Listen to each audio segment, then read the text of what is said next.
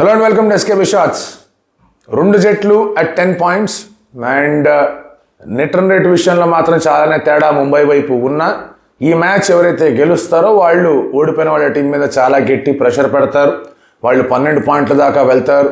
వీళ్ళిద్దరి మధ్య ఆల్రెడీ ఒక మ్యాచ్ జరిగిపోయింది. సో ఇన్ని రకాలుగా చూసుకుంటే కనుక ఆ 12 పాయింట్ల కోసం ఎవరు ముందంజ వేస్తారు అనేదే మనం మాట్లాడుకోవాల్సిన అంశం. And let's get started. Mumbai are on a roll. అది మనం చూసాం. మనం మాట్లాడుకోవడం కన్నా కూడా లాస్ట్ 4 మ్యాచ్లో వాళ్ళు ఏం చేశారో క్లియర్గా చూసాం. ఎల్ఎస్జీ విషయానికి వచ్చేస్తే వాళ్ళ లాస్ట్ మ్యాచ్లో బాగా ఎక్కువ గ్యాంబుల్స్ చేయడం, రిషబ్ పంత్ లాస్ట్ దాకా కూడా బ్యాటింగ్కి రాకుండా ఉండడం, పంత్ వాజ్ ఇంట్రెస్టెడ్, మేనేజ్మెంటే ఆపిందని చెప్పేసి న్యూస్లో వచ్చేయడం, పంత్ మాట్లాడేటప్పుడు ఏదో ఆ ఫన్ ఎలిమెంటో ఆ స్మైలో అదేదో మిస్ అవడం అతను పోస్ట్ మ్యాచ్ ఇంటర్వ్యూలో మాట్లాడుతున్నప్పుడు. So things are not going LSG's way అని అనిపించవచ్చు. బట్ ఎల్ఎస్జీ డెఫినెట్లీ వాళ్ళు అనుకున్న దానికన్నా and at the same time వాళ్ళకున్న లిమిటేషన్స్తో వాళ్ళు సాధించిన పాయింట్లు చూస్తే, వాళ్ళు ఓడించిన జట్లను చూస్తే they actually done really well. అందులోంచి they should take confidence and అక్కడి నుంచి they should plan things better. ఎందుకంటే ఇది బిజినెస్ ఎండ్ ఆఫ్ ద టోర్నమెంట్కి వచ్చేసింది. అన్ని టీంలకి మహా అయితే 6 మ్యాచ్లు లేదా 7 మ్యాచ్లు ఉన్నాయి. ఈ మ్యాచ్ అయిపోతే కొంతమందికి 5 మ్యాచ్లే ఉంటాయి. సో ఇటువంటి పరిస్థితుల్లో you cannot slip the guard down, you cannot lose momentum. ఆ విషయంలో Pant's captaincy will be tested today. Head to head విషయానికి వచ్చేస్తే కనుక LSG enjoys a very good advantage. 4-1 advantage ఉంది.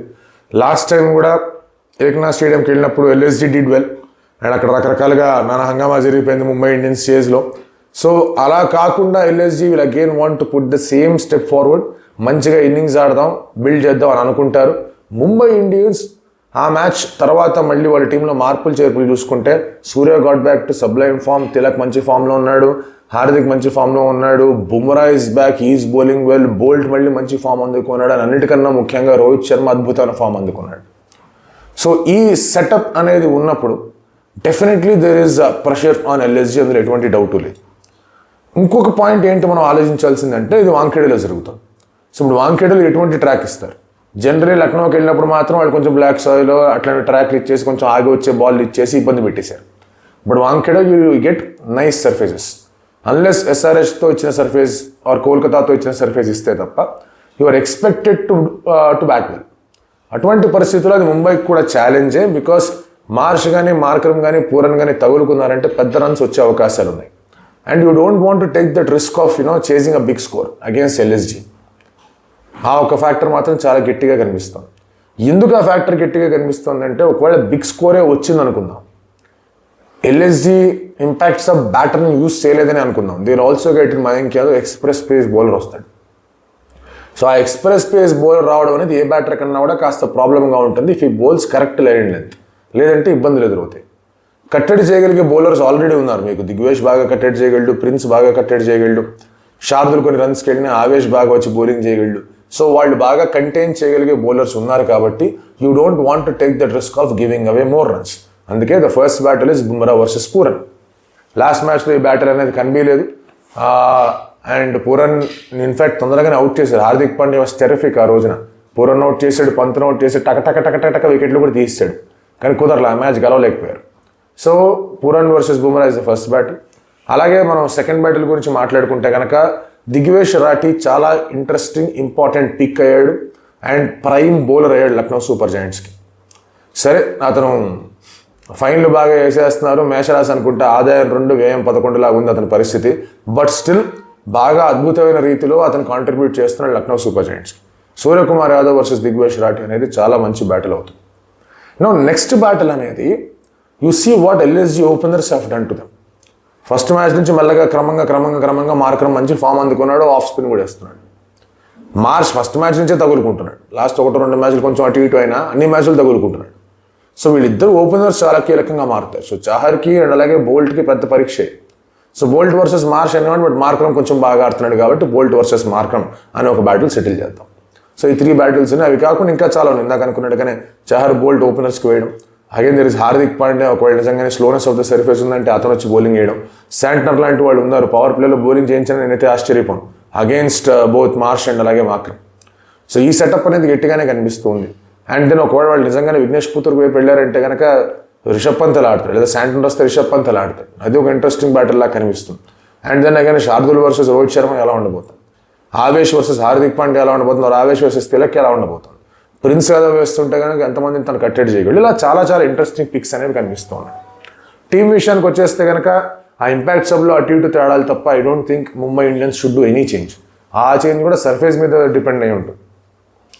అండ్ లెఫ్ట్ హ్యాండర్స్ ఎక్కువ ఉన్నారు కాబట్టి విల్ జాక్స్ ఎలాగో బౌలింగ్ వేసే అవకాశాలు కనిపిస్తూ ఉన్నాయి. So Rohit Sharma, Ryan Rickelton, Will Jacks, Suryakumar Yadav, Tilak Varma, Hardik Pandya, Amandeep Santner, Deepak Chahar, Boult, Bumrah. ఇక సర్ఫేస్ని బట్టి వాళ్ళు అశ్విని తీసుకోవాలా, లేదంటే కనుక వాళ్ళు విఘ్నేష్ పుత్తూర్ని తీసుకోవాలా అనే ఆలోచనలో వాళ్ళు ఉంటారు.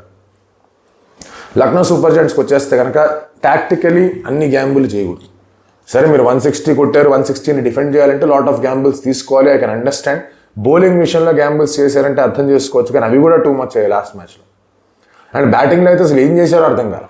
What were they even trying to do in that batting అనేది ఏమాత్రం అర్థం కాని ఒక అంశం. But they got very good contributor. Samad బాగా కాంట్రిబ్యూట్ చేస్తున్నాడు, లాస్ట్ మ్యాచ్ వదిలేసేయండి. బౌధోని బాగా కాంట్రిబ్యూట్ చేస్తున్నాడు, చాలా మ్యాచ్లో కాంట్రిబ్యూట్ చేసి.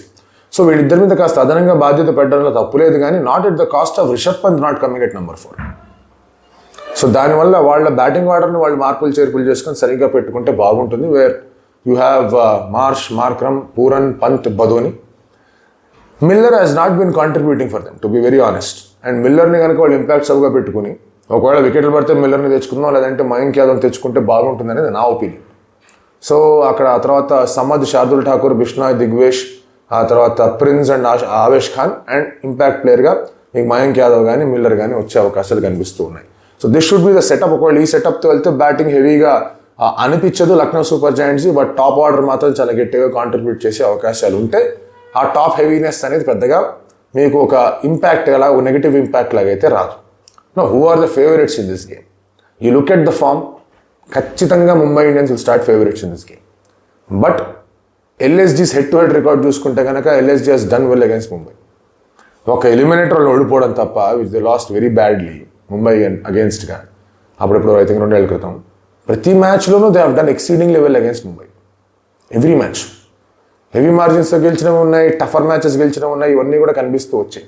బట్ అన్నిట్లో of course there was one common factor called Nicholas Pooran. So Pooran ఏ విధంగా ఆడతాడు అనేది చాలా చాలా చాలా చాలా చాలా చాలా కీలకమైన అంశం ఈ ఒక match. If Lucknow super Giants win ఈ మ్యాచ్, వాళ్ళు 12కి వెళ్తారు. అండ్ ఎంఐ మీద కొంచెం గట్టి ఒత్తిడే ఉంటుంది, ఎందుకంటే one thing they have a very strong net run rate కాబట్టి మిగతా 3 మ్యాచ్లు గెలిచేద్దాం తర్వాత సంగతి తర్వాత అనే ఆలోచనలో ఉంటారు. They are actually very strong. 5 గెలిచారు, అండ్ ఇంకోటి పోయినా కూడా ఇంకో 4 గెలవగలిగే సత్తా వాళ్ళు జరుగుతుంది. బట్ ఆ చిన్న ప్రెషర్ అనేది ఇంజెక్ట్ అవుతుంది.